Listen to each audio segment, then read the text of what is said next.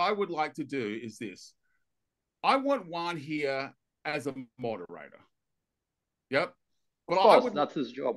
Correct. But what I would like to do is, at least initially, to lead the conversation, at least for the first 10 or 15 minutes, to lead the conversation, right? At any point that you think I'm being out of line, Juan, you put your hand up, I will stop speaking immediately and I'll defer to you. You're in charge, not me. Yeah. But I want to lead the conversation, and then I will give the microphone to him and he can lead the conversation. Is that fair?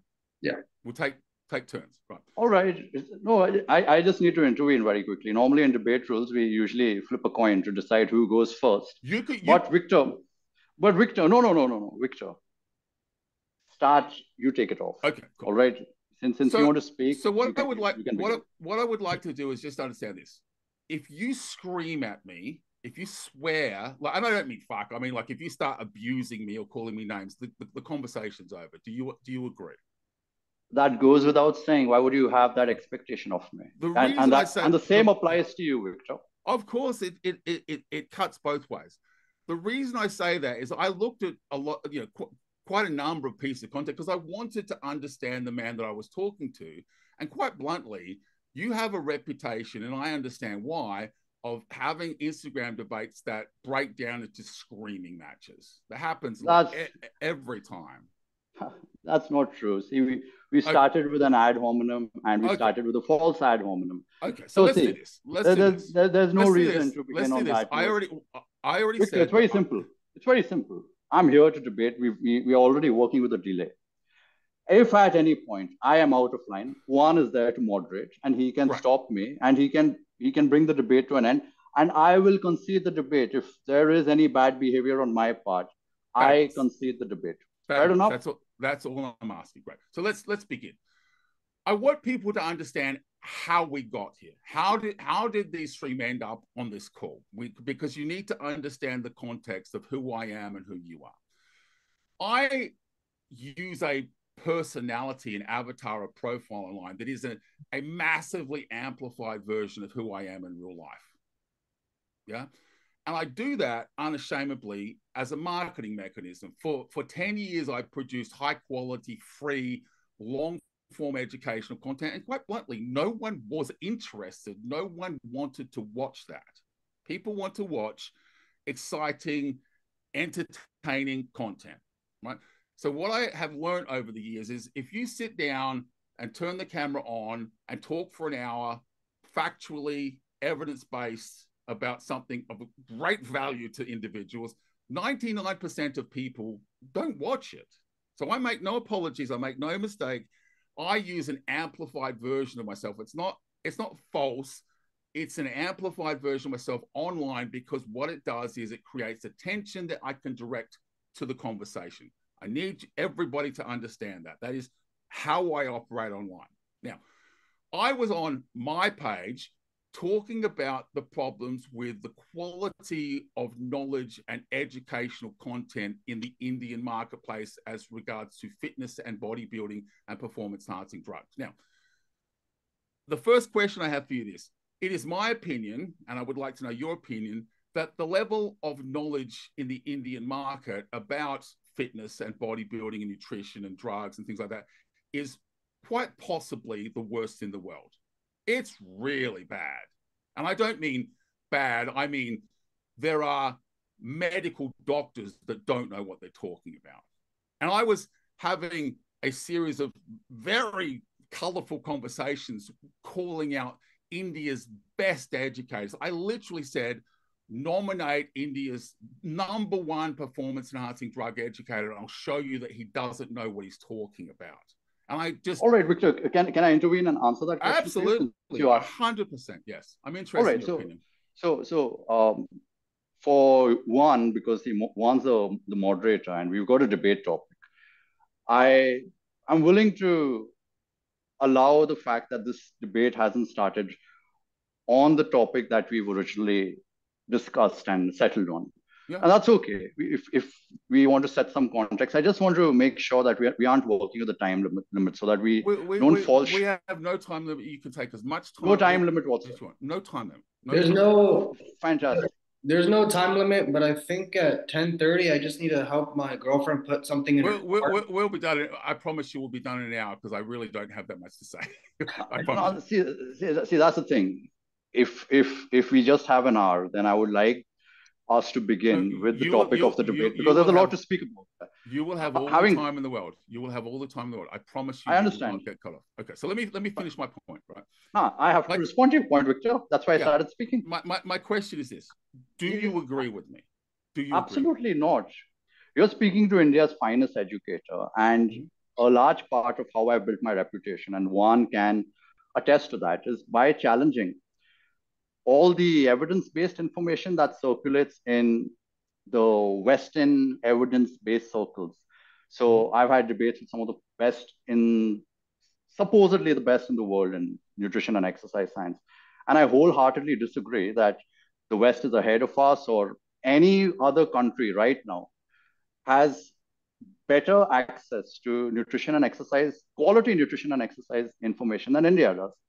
Honest to goodness, I think India is the leading country as far as evidence-based standards are concerned for nutrition and exercise information. And a large reason for that is myself. And there are other educators as well. Maybe you haven't chanced by them, but that largely speaks for you not chancing by them than we not having quality. So this is good. So we have a different opinion on this. This is fabulous. So let's just give me a little latitude to explain something here. One of the challenges with being an evidence-based educator, as I am the world's only evidence-based educator specialized in performance-enhancing drugs, the only one in the world. Yeah, you're going to have to substantiate that claim. If you're going to make a claim as bold as that, then you're going to have to substantiate. Absolutely, I have no problem. We'll drill into my credentials and your credentials in the next section. So here's the challenge: is people are always asking me questions. I call it the right of rebuttal. I make a claim and they have the right to ask me questions. They say, I don't think that's right. I give them the microphone and the right to speak. That's part of being evidence-based. You can't just cut people off. Yep. Here's the problem. And please listen to me very carefully here. It was not you. It was not you. But I was on this thing and someone, a poster, mentioned your name and said, what is my opinion of you? Right. And you have to understand that I don't know you. We're from different worlds. I don't see that as a slight. We're just from different worlds.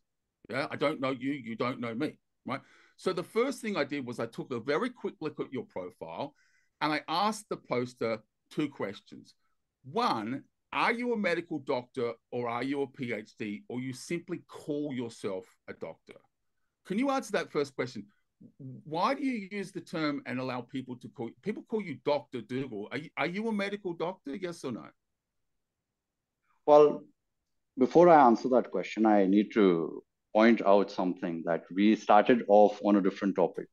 The question was, which you asked me and I answered for you.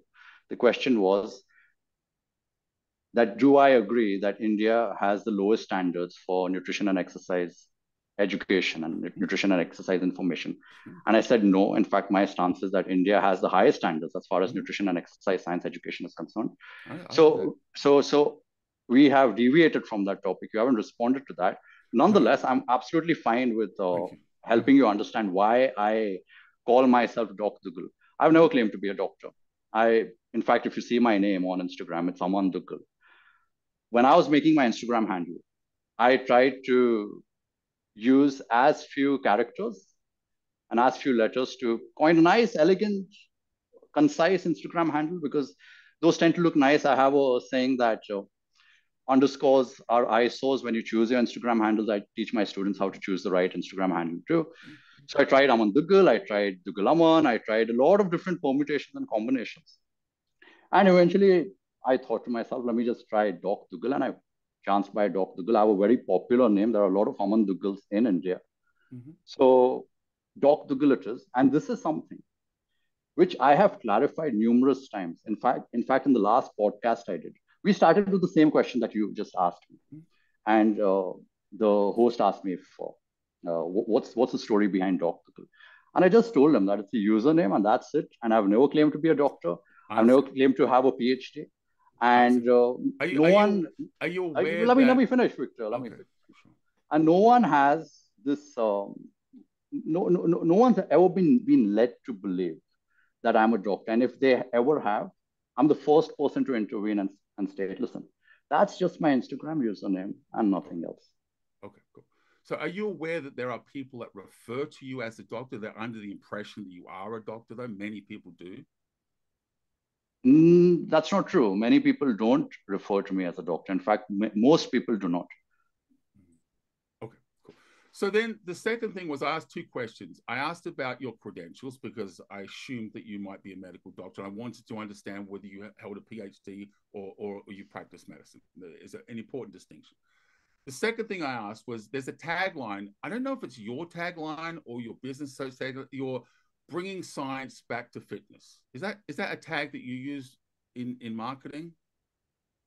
My most popular tagline is humility is a lie when you're the best in the world. I do consider myself the absolute best in the world as far as being a nutrition and exercise science education provider is concerned. I don't think there's anyone who comes at my level. And if some of my students have claimed that I am bringing science back, science in its purest form, in the way science is supposed to be represented, because a lot of people claim to be scientific when in fact they don't have the first clue of what it constitutes to understand the scientific method. So yes, and from that front, I will more than happily accept the claim that I am the one who's bringing science back to nutrition and exercise. My point, I'm leading to this point. The questions I asked were, in my opinion, valid questions. I asked what your credentials are so I could understand the way that you see the world. And I asked, what does that mean? Because I'm the guy that has destroyed evidence-based education globally. I've completely wiped it off the face of the map. And I think asking those questions are valid questions. I'm entitled to ask those questions. And this is the point I'm making. So we're very clear. Can I quickly intervene? Can you finish? Can you let me finish speaking, please? Don't interrupt me because you don't want me to interrupt you. Now, here's the thing. If you are an evidence-based educator, if you believe in the scientific method, you have to allow people to ask questions. Now, I fully concede. At no point did you say this. This is your follower. His name's Amin.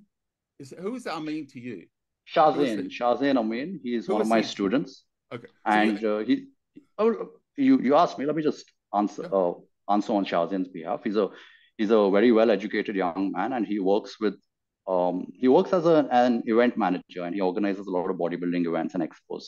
So a pretty smart young man, and I think he was having that back and forth with you on Instagram. I understand, but you need to understand was someone nominated your name, and I asked those two questions, no more than that, and he immediately attacked me. That's why we're here today.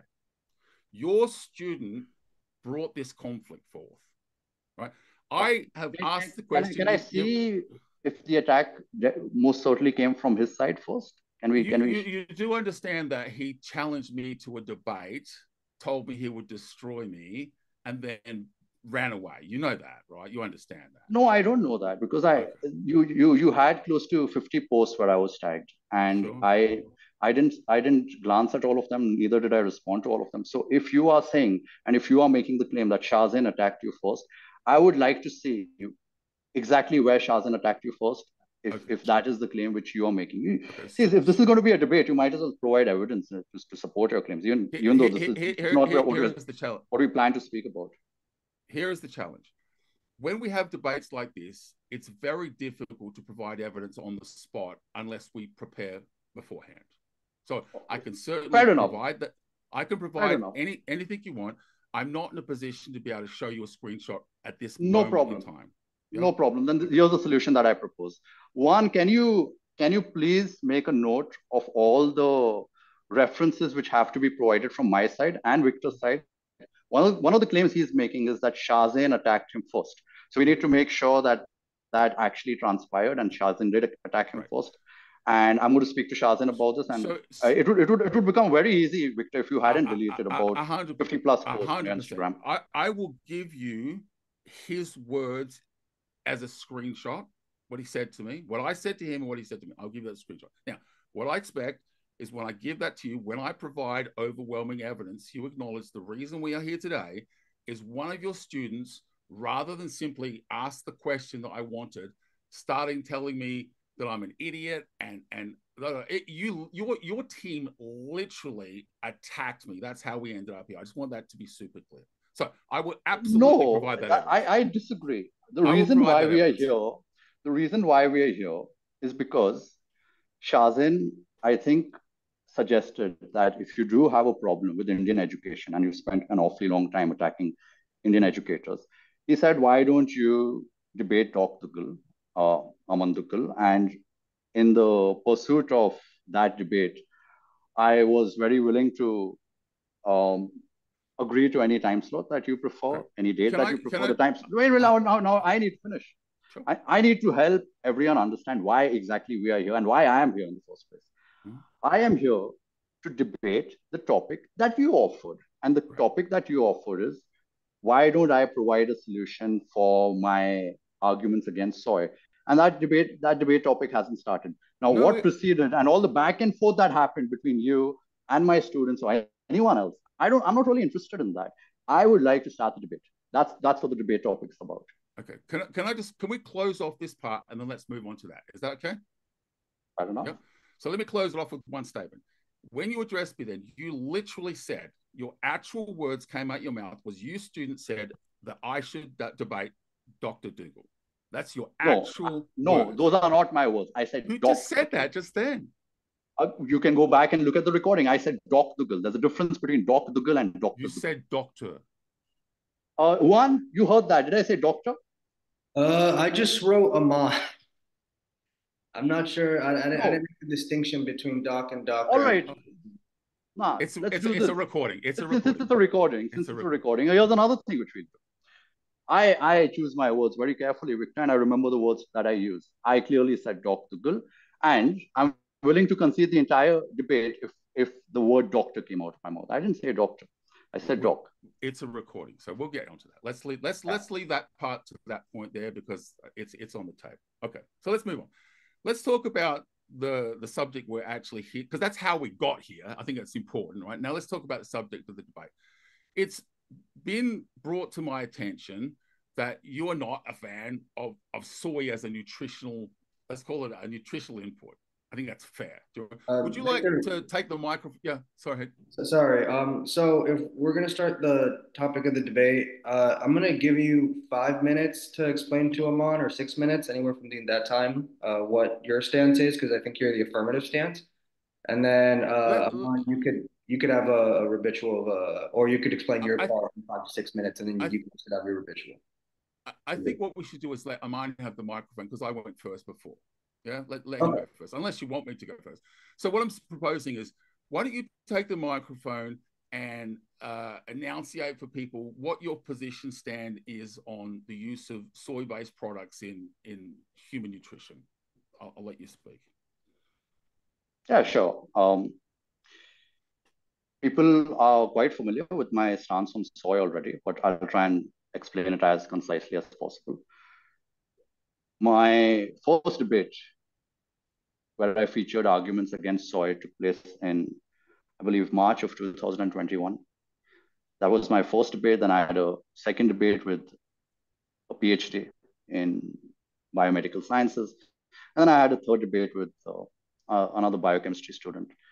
And so far, I've shared quite a bit in the way of literature as well as arguments against soy consumption. So you're absolutely right. I'm not a big fan of soy. And if I have to summarize my case against soy, there's a lot which comes along with soy. So as far as the anti-nutrient profile is concerned, soy is rich in many different anti-nutrients like goitrogens, lectins, saponins, oxalates, isoflavones, and so on. But that's all theory. And it's not that just I've made these claims in theory. These theoretical insights do manifest in empirical data as well. And I've shared empirical data as well as criticisms for the data that is used in support of soy. So all in all, there's plenty in the way of biological realities that apply to soy as a food source, And those biological realities then manifest in the empirical literature, which is why I don't think people should consider consuming soy, at least as a staple, and if possible, try and disregard it altogether. Would you like to expand on, for the people listening, perhaps the your top two concerns? I don't think I can boil it down to top two concerns. There are numerous concerns which I've highlighted: reproductive function concerns, muscle growth concerns, thyroid function concerns, pancreatic health concerns, and so on, digestive health concerns. So I would not want to narrow my case down to a top two.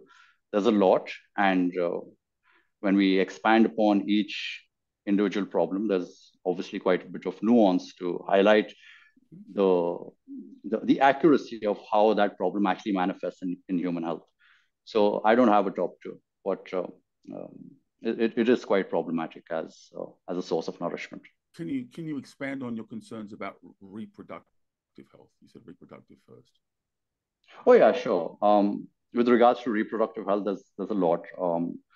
We've got a lot of data which shows that soy infant formulas are terrible for, as the name implies, infants. And we see reproductive development concerns in babies who are fed soy infant formula. But I think since you and me are largely concerned with fitness and muscle growth, we have a lot in the way of data which shows that consuming soy does in fact reduce testosterone function. It does drop testosterone levels. Mm-hmm. And we also have data which shows that it slows muscle growth down, at least compared to animal-based protein sources, and sometimes even compared to a carbohydrate placebo. So there's a lot in the way of data which demonstrates that soy is problematic. And that data is conveniently ignored, and more often than not, it's the latest meta, which is shared to make the argument that soy is safe. And so, are you familiar with the evidence-based educational website called examine.com? Yes, I am. Okay. How would you say that your position and their position vary on soy? Their position is the position which pretty much every evidence-based educator maintains.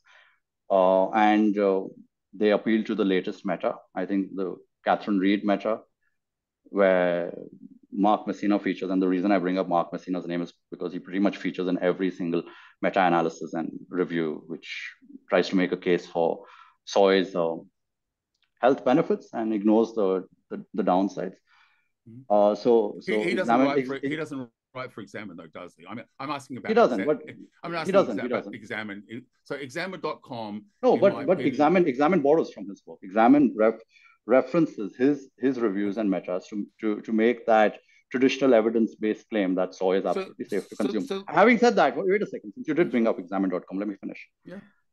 Examine. I've gone through the Examine.com article. They actually make many mistakes, and if you like, we can actually scan through that Examine.com article, and I can actually highlight deficits in their literature review. There are studies which they've clearly missed. Now, I don't know if they've done that deliberately or they're just not competent enough to identify all the RCTs which have been conducted on soy and its effects on human health. And so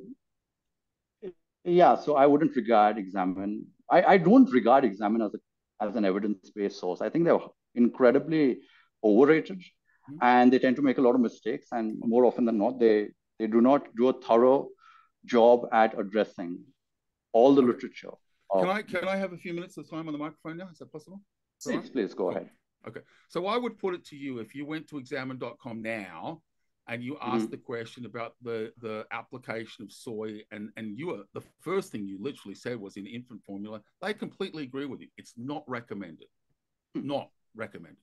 They also very clearly articulate not only a study that shows the deleterious impact of soy on a man's testicular axis, where he becomes hypergonadal through the application. So they even include a study which explains the proposed or hypothetical mechanism by which that might happen. What I'm arguing is they are very much aligned with what you're saying. So far, nothing you have said they disagree with. Not one line item that we discussed so far. No, I do agree. I do agree. No. Wait a second. Wait, hang on a second. I gave you all the latitude in the world. Before we move forward, I'm giving you guys each 5 minutes, and then as those 5 minutes pass, then the other person would have the ability to kind of chime in and give their response. But in those 5 minutes, the one person would just have to talk. I agree. Let's say unless the person talking gives his stance to the other person before the 5 minutes ends, then that'll be the only exception. Sure. So the point I'm making is I would propose that if you went to examine.com and you asked the question specifically about deleterious impact to male sexual function, they agree with you. If you ask about recommendations, they agree with you. There's no conflict between what you've said so far and what they said now. I do agree. As we drill down the line items, eventually, inevitably, you may get to a point of contention. I have no problem with that. But what I'm saying is what you led with, they support. There's no difference between what you're saying. Now, the reason I'm saying that is this. I would propose when you go out and you listen to what people say, there are a great many advocates for soy that talk it up, for whatever better word. It's the manna from the heavens above. And there are a great many people that also draw attention to the problems of soy. And examine.com are one of the people that are basically, they're not bullish on that compound. They're quite empathetic. These are some of the concerns that seem to exist. And the reason I say that is, so far, everything that you've said, I agree with. Everything you've said, other evidence-based voices agree with. And I'm saying this, do you understand that you're not a voice in the wilderness? You're simply one of many people, including the biggest evidence-based site in the world, that are pointing the problems out here. We agree with you. I agree with you. Examine.com agree. And what I'm saying is, right now, I don't fully understand you, but right now you appear to be one of a great many people that quite rightly have a negative position on soy because you understand what the evidence says. That's great. But I want it to be clear here, so far, nothing you've said is anything different than examine.com says, and they're a consumer grade website. So what I'm interested in is, what are you saying that no one else is saying? That's what I would like to know. Yeah, sure. We can open examine.com's position right now and actually go through it. And I'll show you exactly where my disagreements lie. What you said with regards to examine.com having a similar position to mine, I completely disagree with that. They, in their conclusion, they state something along the lines of, there is no substantial evidence which irrefutably demonstrates that soy impacts testosterone function, whereas my claim is that it definitely does impact testosterone function. And if you're going to claim that most of the evidence-based authority figures are making the same arguments as me, firstly, you're not familiar with my arguments. I'm quite bullish on the fact that you should not consume soy, and that's not Examine's position. And I don't think that's everyone else's position. Not like it makes a difference. I'm not really interested in what everyone else's position is. It's just that there are problems, and I don't see those problems highlighted. Examine.com itself does not highlight those problems. And you claiming that my position is similar to Examine, we can debunk that right away by just opening Examine.com's position. And one, I think we should get to that right now, and I'll help Victor understand. We don't have the technology to do that, and we need to keep moving. But we do have the technology. I'll make that technology materialize. Okay, I can open the Examine.com article right now. We can we're not in a position. See, Victor. See, Victor. I let you speak. I allowed you to speak. Now you have to allow me to speak as well. We can go through the Examine.com article. You made a claim that my position is not very different from Examine.com's position. I have studied Examine.com's position in its entirety, and I'll help you understand exactly why my position is very different from Examine.com's position. So if you're going to make that claim, the only way we can find out if your claim is actually accurate is by going through Examine.com's article, and I think you should be very willing to go through Examine.com's article right now. We can do that, but we can't practically do that right now. It's not practical to do a website on a debate. It's not a debate. We need to put that. It is a debate. Can you let me speak now? We most certainly should put the link under this so people can go and look. I 100% agree. But the idea of us opening up a website and reading it, it's That's just a not cop practical. out, Victor. Let's It is move practical. forward. You both are on laptops. Juan, is it not practical? Let's ask the moderator. I Juan, is it not can, practical to go I through? can very much get the link and post it in the chat room for, I guess people to see, or Victor wants to check it out as you're talking. I've got 3 devices with me right now. I'd be more than happy to go through the article on a separate device and read it out. Can we keep moving forward? That's because there's a bit to discuss here. I don't want to get bogged So, down. so in the interest of fairness, at least for now, do you concede that you're not entirely sure what my position is and what I have no examine.com's idea. position? That's why I'm asking you what your position. How is your position different to everyone else's? That's what I'm asking. I just helped you understand, and I said that if you need more help in understanding my position and how it's different, I'll be more than happy to do so in real time. You're not willing to do. So you're not willing to allow that. Let me try to clarify.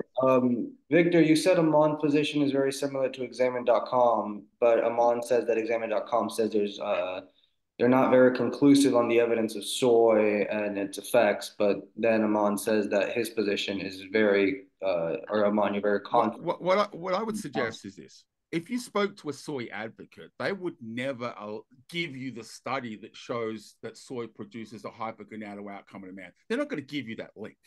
You understand that? They're going to hide that link. Yeah, that's why you're speaking about examine.com. We're not speaking to us about soy advocates right now. Hang on, and let me finish because you interrupted me constantly. So if you spoke to a soy advocate, they're going to try and hide that type of study. They're going to try and hide the study that shows the mechanism of action by which that might be hypothetical. My point being is present that content for people's consideration. Let's see if we can move on. What I would say is this. There are a great many people in the world that are concerned about the implications of soy. Most people, I would argue, are concerned about 2 things. Impact on male sexual health. That's the big one. And then the baby product formula, absolutely. So far, we've covered that. And what I would suggest here is this. There are hundreds, if not thousands, of men around the world that lean on the side of, this is not a good product. Lots of them. It's really just a case of, well, how far along the spectrum do you lie? Are you, I'm not a big fan to the point whereby you're like offended by people that want to use it. It's a spectrum. Yeah. I understand that you lie at the far end of the spectrum. You're not, and please correct me, you're advocating a position of no soy. We need to remove soy from people's diet. Is that correct? My understanding, no soy at all? That is largely correct.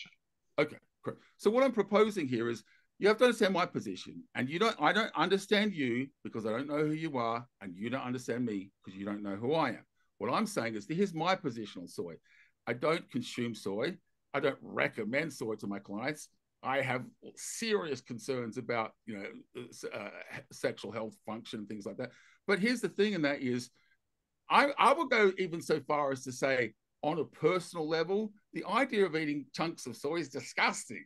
But that's a personal choice. And my point is this, as an educator that influences millions of people around the world, I have a responsibility that extends beyond my personal choice. I need to make recommendations to my audience.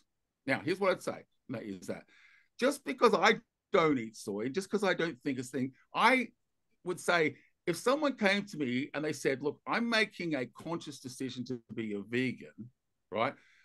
I have to be in a position where I can make recommendations to them about plant-based diets, right, and the inclusion of protein sources. And this is where we're going with this. I'm not a fan of soy, but what I have a problem with is how I made my name in the world was for 50 years, doctors walked around and told us steroids will kill you. Steroids are bad for you. Insulin will kill you. What I did different was I not only said they're not good for you, but I offered a solution to the problem, a fix. And this is who I am. I'm not a PhD. I'm not a doctor. I'm an engineer. Engineers by nature like to solve problems. I solved the steroids will kill you problem globally for 10 million users. I fixed that. And what I'm saying is here, I think there's a problem with soy. I don't disagree with you, but I need to go further for my customers and give them a recommendation. So if I don't like it, I need to tell you X. What you've said is there is no soy. Understood. I respect your position. My question is, though, is this. I come to you and I am a vegan bodybuilder.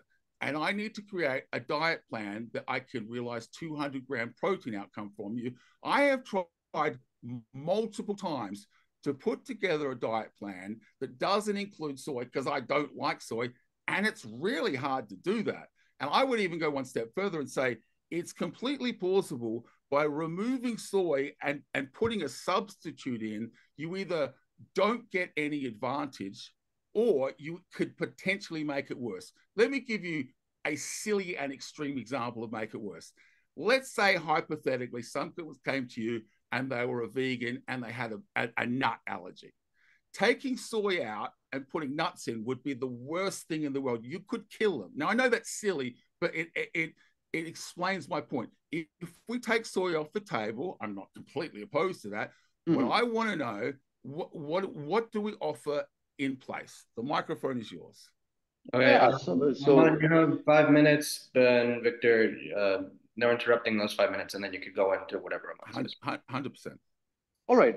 Thank you for that, Juan, and thank you for that, Victor. And since you appealed to a nut allergy, soy is one of the top 8 allergies in the world. So since you use that example, I can use a very similar example, claiming that we may chance by a vegan bodybuilder who comes with a soy allergy, and then soy is completely off the table.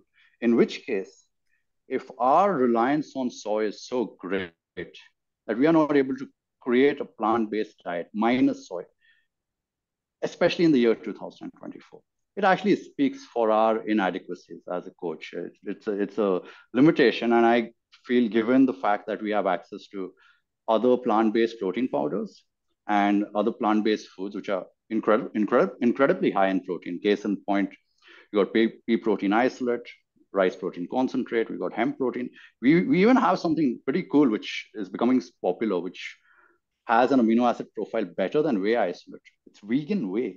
So there's a lot in the realm of plant-based protein sources, which have nothing to do with soy whatsoever. And a lot of vegan bodybuilders actually prefer going the soy-free route. So the solution is actually very simple. Just use plant-based protein powder. And yeah, just like you mentioned that there's going to be, there's a potential of having a nut allergy. There's a potential of having a soy allergy. I also want to point out another thing. You spoke about you being a PED educator and the narrative before you came about being steroids are bad. And what you did is instead of going ahead with that narrative, you conjured up a solution. I'm not entirely familiar with what that solution is. And maybe that is something you can speak about some other time, whether steroids are actually in fact bad and if they can truly be used safely as you claim you have been able to demonstrate in your solution. The most obvious solution to the conclusion that steroids are bad is don't use steroids. So that is one solution. You cannot say that that isn't a solution. The same way, the most obvious solution to the claim that soy is bad is the solution. Do not consume soy. So that is a solution, and that's the most logically correct, straightforward solution. If we go from rejecting that solution, which we do not have any good reason to reject that solution, but if we for some reason reject that solution, then I think we are heading in the, we're treading towards making a lot of different logical errors. In fact, I was a little disappointed with the debate topic that was offered, because within the debate topic itself is a logical error built in. It's an appeal to consequences. Okay, soy is bad. Therefore, people who want to be vegan and adopt plant-based diets, they do not have a solution to use soy. So that was a debate topic which was proposed, which is an appeal to consequences. It's a logical error 101. And there's also a bit of an appeal to morality here, in the sense that you're kind of claiming that, okay, I'm a solutions-based person. So even if I identify that soy is bad, I would rather lean towards figuring out a way to include some soy, because I'm taking a sort of a moral high ground here. Okay, I'm not saying that you are doing that consciously. A lot of times these logical errors come about subconsciously, and we tend to rely on them because we don't think about the claims which we are trying to make. So yeah, use plant-based protein powder and think better with regards to soy. That's all I have to offer to what you just shared. I would like to reply to that, and I would like you to understand you don't get to interrupt me, okay? You do not. Listen to me, because this is the end of the debate. Before we had the debate, I made a request, and Juan will confirm this. I wanted you to present a sample plan that we could look together at that solves the problem, because I wanted to look at it. You say that you can use proteins. That I wanted to see what your suggestion was, and you refused. You refused to give us a meal plan to dissect, to look at, because I'm interested in what you have to offer. I asked you to present it here, and you point blank said no, and then you called me a That's a coward. lie. That's a lie. I never refused. Aman, Victor has 4 minutes, and then you could just go in whenever you want. But in those 4 minutes, do you agree with me, Juan, that I made the request and he said no? yeah, you told me that I got lost in the amount of Instagram posts that you posted, but you did tell me that you did want to see a nutrition plan from Aman. And I also asked you if you could ask him for it. Agreed? Aman, did I ask you for the nutrition? I know I told you that I had a talk with Victor beforehand, about his But you didn't stance. ask me for any nutrition plan. I didn't ask. Victor, if you wanted a nutrition plan, you could have simply asked. But I don't see why we're getting. But I did ask. No, no, you did not. You made an Instagram story. You made an Instagram story that literally said you don't understand why I'm asking for one. You actually made an Instagram story that said, Can we go through that Instagram story? Yeah, that's a lie. Play it. You're lying right now. Okay. Listen, I'll try to look can I show everyone what is the debate topic that Victor offered? I have it right in front of me. What's the solution? Is the debate topic? That's the debate topic. What is the solution to the soy problem? The solution to the soy problem is soy protein powder. In fact, there are two solutions. Don't consume soy. That is one solution. And the second solution is, if you want to complete your protein intake, use plant-based protein powder, which isn't derived from soy. And I asked for a sample meal plan that shows the. No, you did not. In the debate topic. Did. I can show it to you right now. Wait a second. You know, since we're going here, there are things which are very. That is the end of the debate for me. Thank you, guys. I appreciate your time very much. That is the end of the debate. All right. Victor, that's a cop out. That's not the end of the debate, because I'm showing you something that you claim. You're lying. You're running away. You're lying. Hold on. Let me, because everything got lost at the time. Let me try to look for the stuff, since I'm not the one doing a lot of talking. Wait. I have it right here. Victor, you stated that you asked Aman Duggal for a nutrition plan. I believe you made a post about it. I asked for a nutrition plan that demonstrated the idea of you can remove soy. Can you see my screen? Can you see my screen? Perfect. Let's debate this. I understand you're not a fan of soy products. With respect to that, there are millions of vegans and vegetarians around the world, and most are that due to religious or ethical reasons. Why are you not offering a solution along with it's unsafe message? If a coach needed to create a plant-based meal plan with, say, 200-gram protein a day, how do you propose the coach does that without soy? Can it be done? Would the consequence of that be worse than the inclusion of some soy? This is your debate topic. 100%. That's what we're debating. And I ask you to provide an outline of what your solution would actually look like. And I've just shared that solution. You can take any. That's not science. This is great. Thank you very much for your time, gentlemen. It was a very interesting debate. I enjoyed it, and my point is proven very much. Thank you very much. Victor, really quick, if anything, I'm curious to hear your stance at the plant-based thing that Aman said, the plant-based protein stuff. Is that like just a specific plant-based thing that you can use? Do you think that there's many that... Let me explain how it works in non-vegans. Yeah. For a very long time, bodybuilders used to do things like eat chicken, broccoli, rice, and they would eat it 5 times a day. You understand that as a chicken, broccoli, rice. Do you remember? You've heard these stories, right? Yeah. They're stories because they're true. Yeah. We historically had the most stupid diet practices in nutrition. It was just unbelievable what we did, right? And what I would argue is that led to a lot of GI issues. Many people reported having problems with GI health because they followed very bad nutritional practices. And one of the things that has been brought to light in the last few years in evidence is, what we need to do is we need to spread our risk. My recommendation is you're having 5 meals a day. You should have, as long as you are happy to eat them and you don't have any, tolerance issues, maybe a whey intake, an egg intake, a chicken intake, a fish intake, a beef intake. The point is we're having, different protein sources, different fat sources, different carbohydrate sources. We're having a greater variety of input for health reasons. Now, the problem with the vegan diet is once you start taking all these things off the table, it gets harder and harder and harder to put together a really robust diet. It's difficult. I always say to people, if you want to be a vegan, you're really crippling your chances of being a bodybuilder. I offer the most straightforward solution that's out there. How is it difficult to take a few scoops of protein powder? This is why I asked for a meal plan, because I wanted to see, because I've tried and I can't do it. Show me one of your meal plans. I'll veganize it right away without soy. Victor, come on, we're professionals here. Yes, and I asked Do you not for a understand how effortlessly easy it is to just simply add plant-based protein powder to meet your total protein intake for the day, whatever your protein targets are? The easiest way to do it is to use plant-based protein powder. And for you to leave the debate, abandon the debate as soon as I've offered the solution, largely speaks for your inadequacies. And the fact that this, I guess this thought didn't even cross your mind. You just offended me. The debate's over. Thank you very much. Saudi Cup, you lose. You just said my inadequacies. That's not respectful. One gets to decide who wins and loses. I'm here. Victor, I'm here. You're the one who's taking off. Aman, I was gonna stop you there because you're leaning more into this other side, but you said that it's very easy to make a nutrition plan. Juan, thank you very much for hosting the debate. The debate is over. He called me incompetent.